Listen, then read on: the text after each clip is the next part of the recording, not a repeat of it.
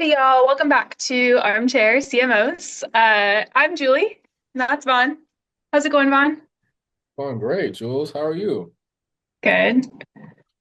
We didn't pod last week. So we missed a few topics, I feel like, which maybe we should talk about today. The one I felt bad about skipping was WNBA draft. Hmm? Did you watch? I had it on. I think I might have been upstairs doing some work, but I watched more of the pre-show than I did of the actual draft, just because I had it on at dinner time. But Like that's fair. I didn't watch. But I was watching lots of news. I noted, oh, I hated this. Coach sponsored the red carpet, so it was an orange carpet, and it was so bad. Do you know what I'm talking about? but it It's also pretty that's the color of the WNBA logo, though, so it makes sense. bad. Do you want to have a strong brand if it's ugly? I don't know. It's a question for another day. Um, the other thing that I thought was cool that I just saw a lot of this week was like obviously Paige Bueckers was like the big headline of this year's draft. And like honestly, even up until a few weeks ago, everyone was like still speculating that she might not enter the draft because she didn't want to go to the Wings. So like it wasn't surprising she went to the Wings. At the time of the draft, it wasn't surprising she was part of the draft. But I thought it was cute. I saw some news that her hometown was like calling it like renaming the hometown to like Paige Buckersville or something for the day, which I thought was cute and like I felt like she deserved it. So Yeah, I didn't watch, but some cool stuff yeah. came out of the draft anyway. I was impressed. Like I just like enjoy. I think that it's a cool thing. Maybe it's good, maybe it's bad, but I do think it's cool that we literally go from, okay, cool, we have a national champion, and then a week later we're having the draft. Like Yeah, I do that, love that timing. that works very well in terms of the momentum. Oh yeah, But I mean, you do lose a little bit of it because the season doesn't start until a little bit later. But at the same time, like the moment like is at its peak for those stars, especially it worked best case scenario because the national champion is Paige and she's the number one pick. Like, yeah. mass, let's get all that out of the way now. Because you But also actually, never know what's going to happen this season. Like, she could go to the Wings and they could be trash or they could, whatever. But like, let's capitalize on this moment that's really literally the end of her career and the beginning of a career professionally that you have no control over. But it's nothing. She's just being drafted by the team. So like we can ride that high for weeks and it never be knocked down by a loss or a bad game. true. Um, Also, I've already seen stuff like reports that say the games that are going to be, I guess, the Fever versus the Wings. So it'll be Caitlin versus Paige. The tickets are like already like some of the most expensive that the WNBA has ever seen. So that's such a good point about like the momentum. I actually didn't even think about that. I honestly feel like that was kind of like a critical piece to why the end or the like, why women's basketball blew up, like WNBA in particular, because it allowed that storyline that was like so strong in college to then carry immediately into the WNBA like right after. And like why like Caitlin Clark was like selling out arenas all of last year. That's like I hadn't obviously I had thought about that and I like think it's interesting, but I hadn't like strung it together. It's a good point. It works really well. We also sticking with basketball, it's NBA playoff time. So, one of the marketing, it's not really marketing, but it becomes marketing when we talk about, the product of the NBA, which we talked about a lot on the show this year. But something that came out of the pandemic and the bubble games was the in-season tournament and the playing games. In-season tournament has had mixed reviews. It worked well the first year because LeBron won, but this year it was kind of like a downer. But I love the playing. I think the playing games are great. You get that again coming off the energy that you have with the, you know, single elimination tournament of NCAA March Madness, going straight into having replicating that energy at the NBA level with the playing games. I think it's great. Um, I let's did. go ahead. Well, I was gonna say I did see a take that said having 20 out of 30 teams technically make the playoffs seems like a little silly. Which I'd also never thought about it that way. So I was like, valid. But I've never hated the play-in. It just does seem a little silly to like only eliminate your bottom 10 teams. I mean, you get like it works well because you get the stars another shot to like really show off like they actually can play basketball. Like, and they actually get another chance to show why they're stars. Meaningful basketball is always the best basketball. So Yeah. like, I'm not like mad at it. I just that was the first time I'd heard that take. yeah, like I would cut and also like what I was about to say is I would cut some games from the regular season and then like have the play in, because the play in is more meaningful basketball than like even some first games of series because like if you're in a series game, if you're getting blown out, like maybe you wave the right flag in the third quarter and you pack it up because you got game two. But playing game is like if we don't like we gotta win this game or we're going home. So like obviously like I don't know, obviously I don't know if I've ever said this on the podcast, but I'm a Miami Heat fan, like an actual Miami Heat fan. So to see them as the 10th seed win their two playing games, especially the game against they blew Chicago out, but then the game against the Hawks was like super close, super entertaining, big shots, overtime. So kudos to them. I also want like part of this conversation is the Mavericks were in the play-in game, and they did not. They won their first game, but lost the second game. So this week, part of the media cycle around the NBA playoffs has been Mavs GM Nico Harrison taking a lot more heat with their season ending, obviously prematurely. And then one thing from a marketing standpoint that is relevant to this conversation that we're having today is like he had a really bad quote, something about he knew that Luca was meaningful to the fans, the Mavs fans, but not like this, which is like, come on, bro. Like this is so many things that were perfect about that story. Him coming to the league at a young age, him following Dirk and having a relationship with Dirk, being another European player. Like there were so many things that made it make sense, but yeah, not a good look. Yeah, I don't disagree. Someone made a comparison of like if a CEO of a company were like, "Oh, I didn't know that the feature of our product that literally is the reason why everyone buys our product is that important, so I got rid of it," like that CEO would be fired. Which I felt like was a good comparison. I haven't really watched that. I had a busy weekend. I was very popular this weekend, apparently, so I didn't have a ton of time to watch any playoff basketball. But I will definitely be watching this week. Um, okay, are we ready to transition into kind of our like big topic of the day? Sure.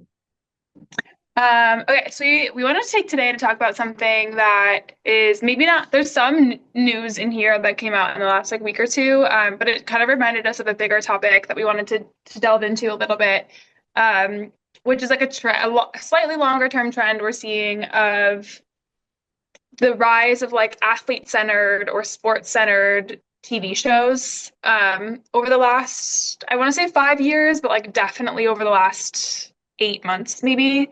Um, and this is not just like documentaries. Like obviously they've been doing like 30 for 30 and The Last Dance and those types of things for a long time. But um, like those included in this because I feel like there's even more of those than ever, but also like fictional shows that are either feature athletes as like actors in them or just like fictional shows that take place within like a sports organization. So like examples would be Running Point, which is like Mindy Kaling's show that's like kind of about the Lakers that Jeannie Buss is a producer on. Like Ted Lasso is like a little bit looser, but it's about like what's happening in kind of like the front office and uh up in like the owner's suite type of stuff as opposed to just like stories about the team, which is like what I think sports stories used to be. Um, so I don't know. This has been I've noted this because I want to watch them all, right? Like The Last Dance came out, then Ted Lasso came out, then Wrexham came out, Ryan Reynolds' soccer team documentary came out, and I loved that. Then like Quarterback came out.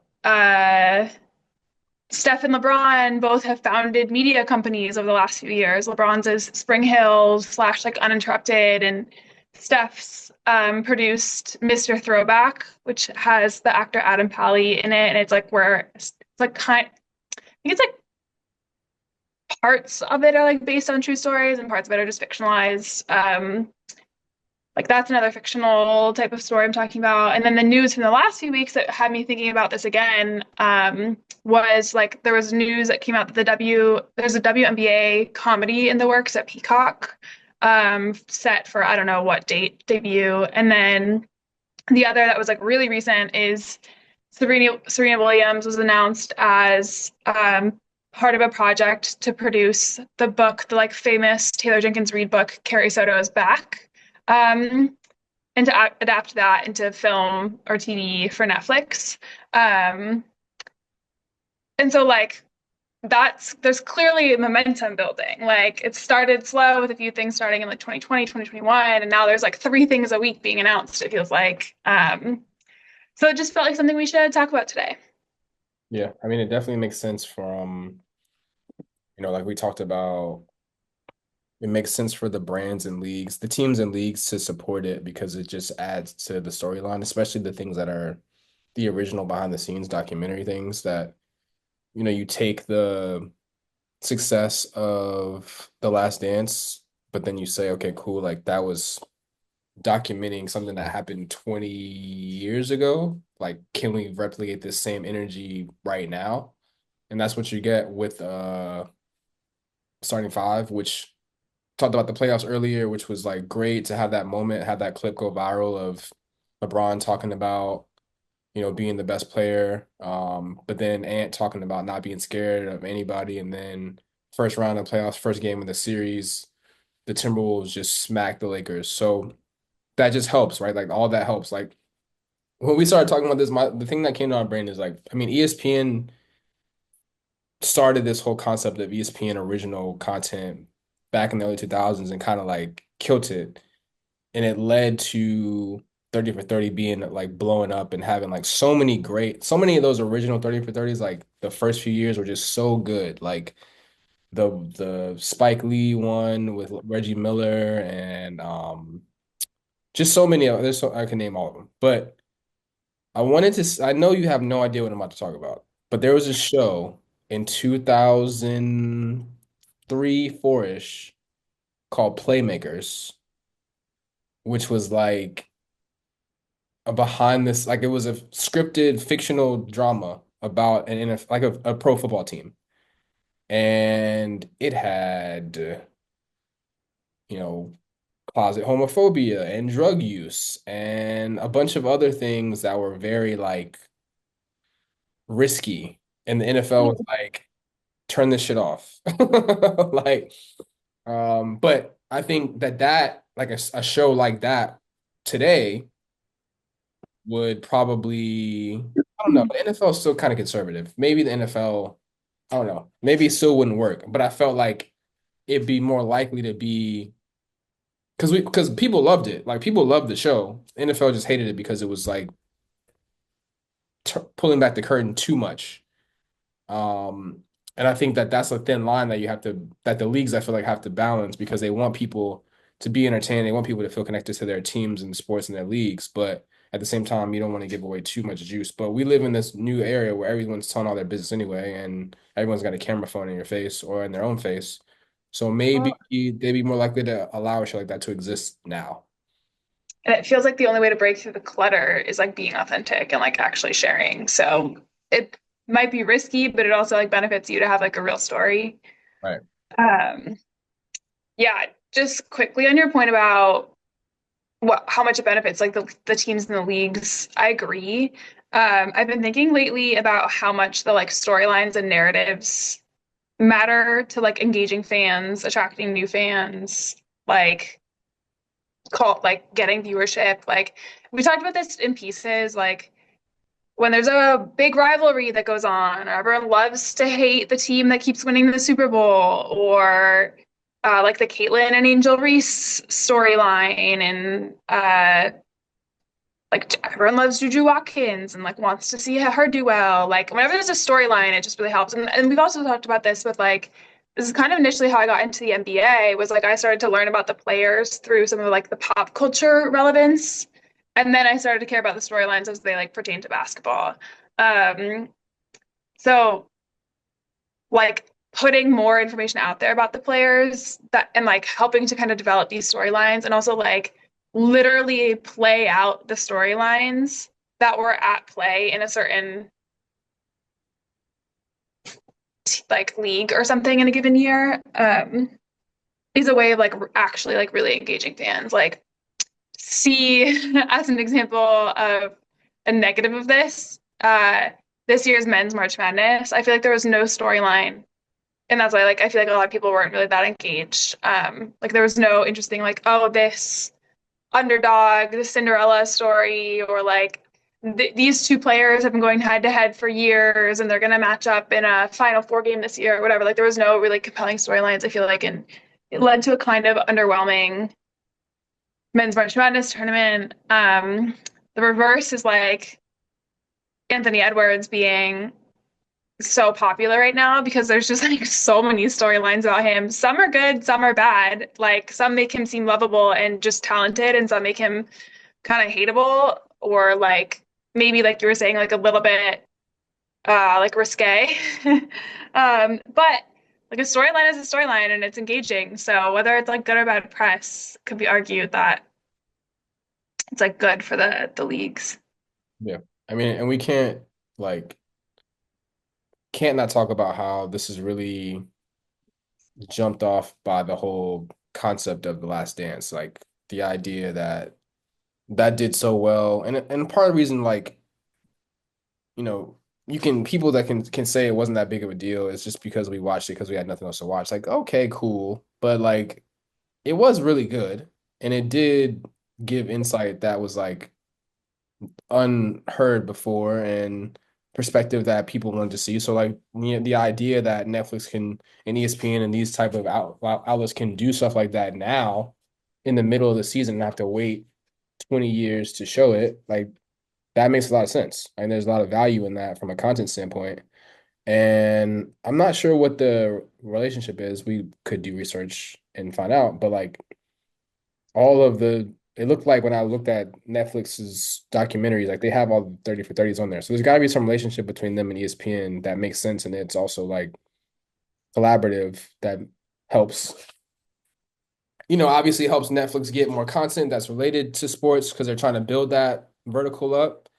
But at the same time, get more eyeballs on ESPN's original content outside of the ESPN app, ESPN Plus app if people only have Netflix because everyone's got to have a million apps to watch everything. So making it easier for you to get their content on the apps that people are watching. I did some quick Googling. It doesn't look like there's like some larger overreaching agreement between ESPN and Netflix, but like they just have multiple agreements. Like obviously they made some agreement to have Last Dance be on Netflix. But they also have agreements for like Formula One and the Christmas Day NFL game. So it might just be that they like work together a lot to make these like episodes happen. I don't know. Um, anyway, I also uh, love that I really enjoyed that Lakers series. I'm sad that got canceled. That was really good. what Lakers series? Winning Time on HBO Max. Oh, I don't even know what you're talking about. Never watched Here that. I am. Hmm? Never watched that. No. Yeah, that Uh, that one was definitely a little bit risque too. I brought this up in a meeting, the Running Point series, which is like it's kind of about like Jeannie Buss and the Lakers. I literally said, I was like, there's no way that she's not like on the production team. Like, there's no way like they would let this show be produced without like input and oversight from the Lakers organization. And then I Googled it and I was like, oh, yep, she's literally on the production team.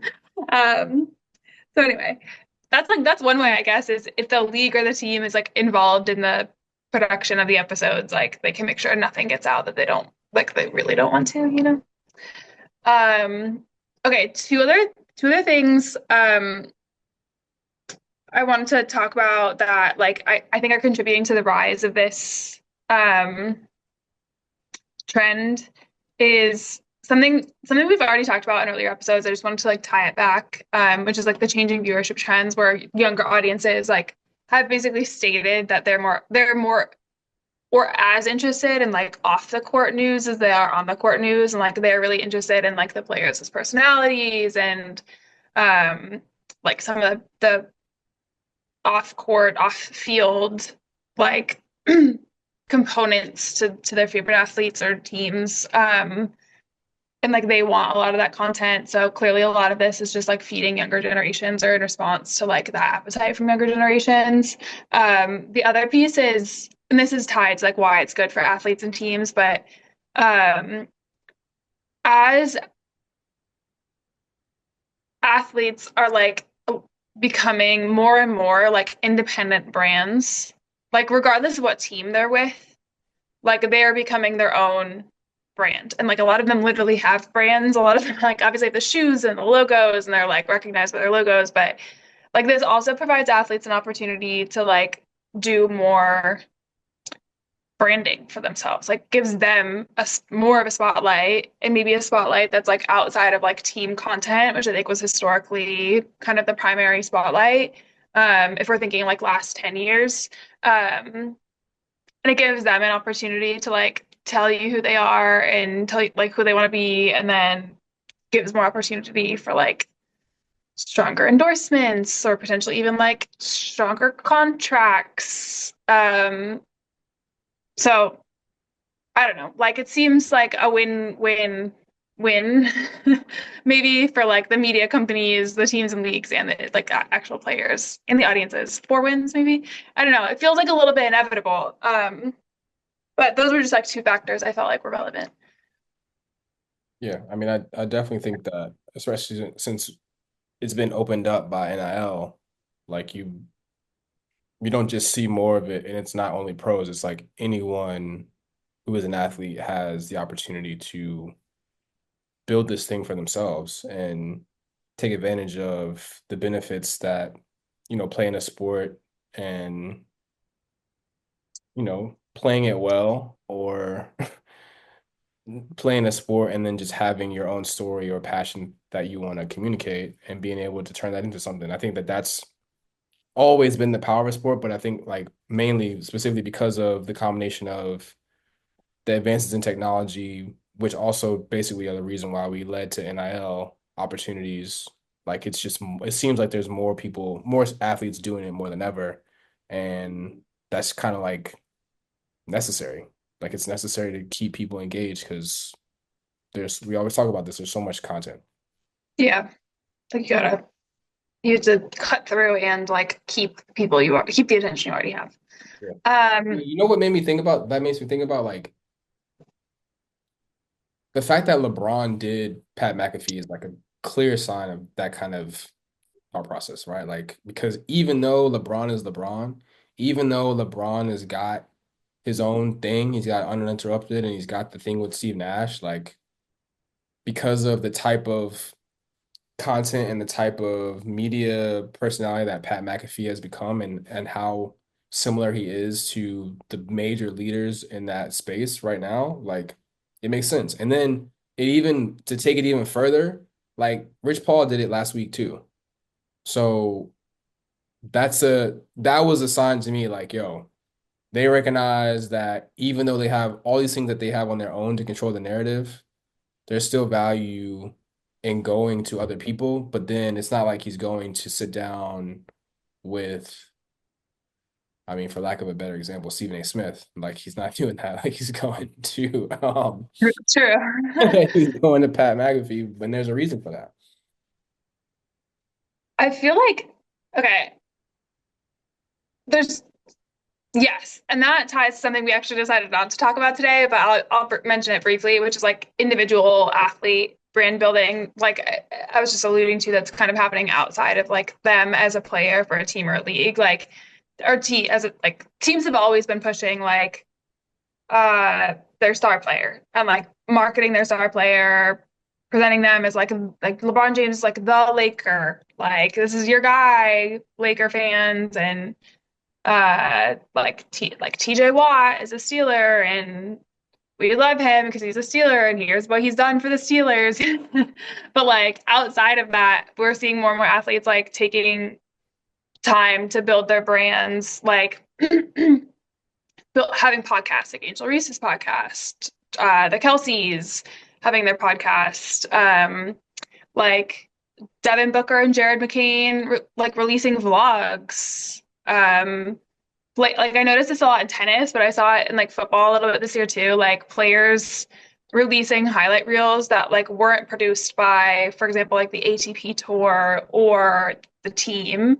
Like they're individually hiring their own like videographers to like put together highlight reels Yep. to release on their own channels to like build their brand. Yep. Um, which like just more of that, more evidence of like how important that's become and like how much athletes are like wising up to how they need to do this and like contributing to this rise of like sports in TV. Um, but like the bigger picture that I think is like really relevant here is like this is like traditional media. You know what I mean? Like that's all we talk a lot about, not like new media. We talk a lot about like the social media and the YouTube and the podcasts. Um, but this is like the part that's so interesting about this is like this is tradition. These are traditional media deals. Like these are like existing big production companies, media companies, developing shows, sometimes with like smaller companies, like like the athlete specific media companies or whatever. Um, but like recognizing the cultural relevance and interest that like sports still have.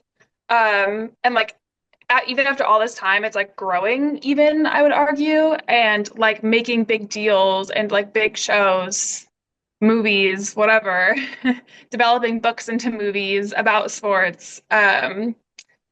Because like as Americans, like maybe and even globally, honestly, like we just cannot get enough of the sports. Like, if anyone ever thought, which I don't know if they did, that like sports were going somewhere, I feel like all of this just kind of points to they're definitely not. Yep. Um, I don't know. Do we have anything else to talk about? Of all the things we mentioned, which has been your favorite? In terms of what? The shows? All the shows. I mean, I told you I don't, unfortunately I can't watch the Netflix ones, the new Netflix ones, because I don't have Yeah. Netflix. Um, Well, have you seen any of the older ones? the Lakers, like I said, the Lakers winning time one was great. I was a big Ted Lasso fan, even though like one thing that kind of blows me about some of these though, in terms of the scripted shows, is like when they don't show enough game action Mm. or the game action isn't good. You know, like Like they clearly haven't developed the players enough or the yeah, actors enough. yeah, or it's just like or it's Oh, unrealistic. we haven't even talked about Challengers. Like that's another example, and that was like a huge blockbuster movie. Anyway, okay. I mean, I haven't seen that. Is it good? That was I didn't like it. Gotcha. But it has that same thing that you were talking about, like the actors like clearly didn't play tennis. Yeah. And they got that Uh, Jordan Peele movie coming out too, the football one. That looks crazy. Which one?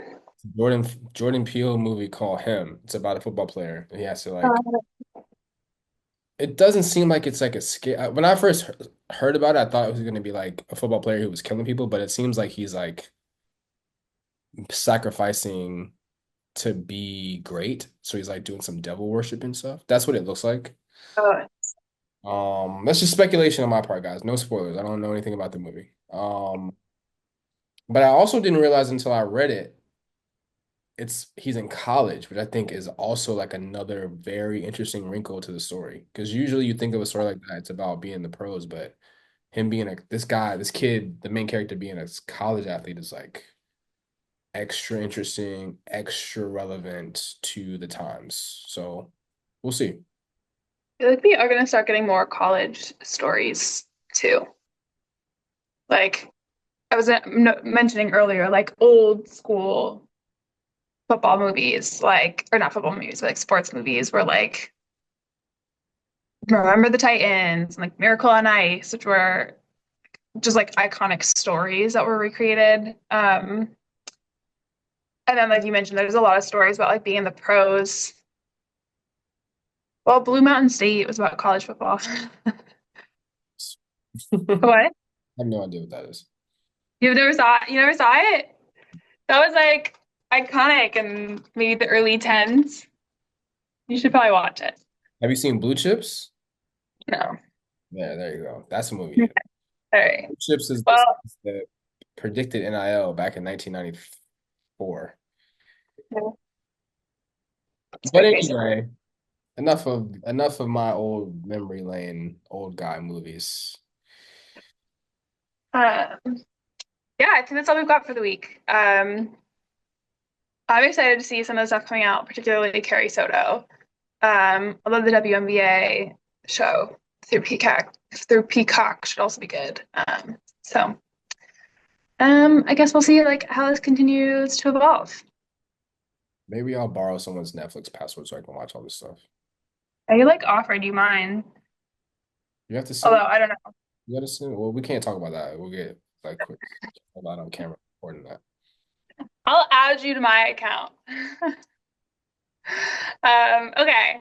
All right. Good talk, Vaughn. We'll be back soon, probably next week, with some maybe NBA playoff updates. And anything else that comes up. Hockey? It's hockey playoffs too. Hockey playoffs too. Yeah. I think the Caps are playing tonight. Mm, I'm obviously not watching, but yeah. go Caps. All right. All right. Talk to you soon. See you. Bye.